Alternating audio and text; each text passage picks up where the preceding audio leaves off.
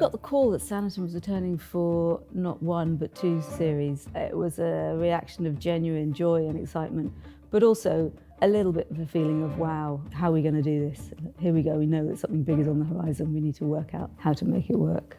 It's based on an existing fragment of a novel. We have liberty to kind of interpret where we take those stories, and therefore it's very exciting to work on. Sanditon's got a lot bigger.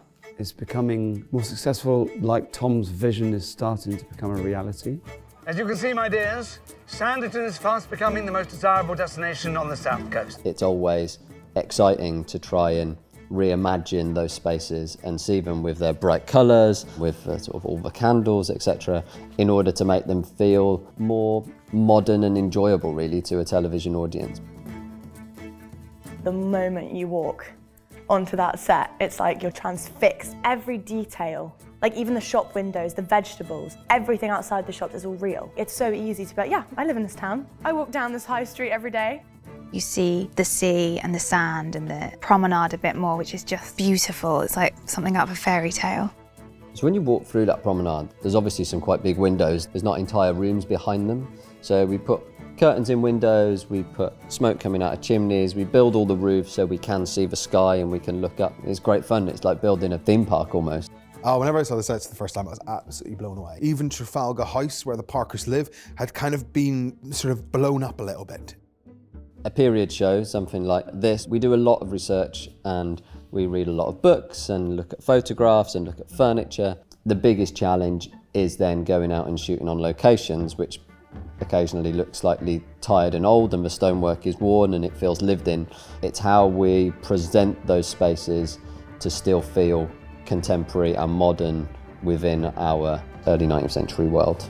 The workmanship has gone into it, you know, right down to door handles. And in our house, and there's a little mermaid or symbol, and then It's Sanditon, doesn't it? It's unbelievable.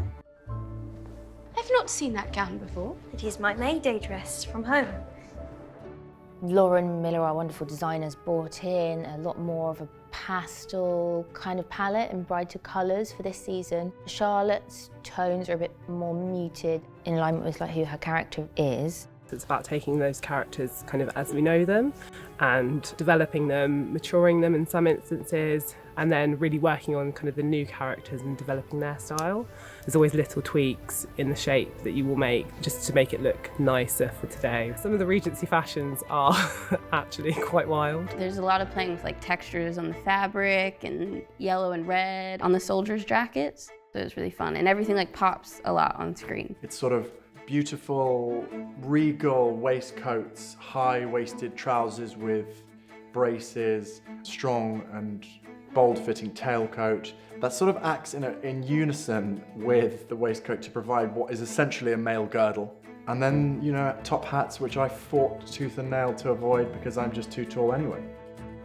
There's something about period dramas and being dressed up with wonderful essays and being surrounded by brilliant locations that immediately gives you quite an easy way into a character.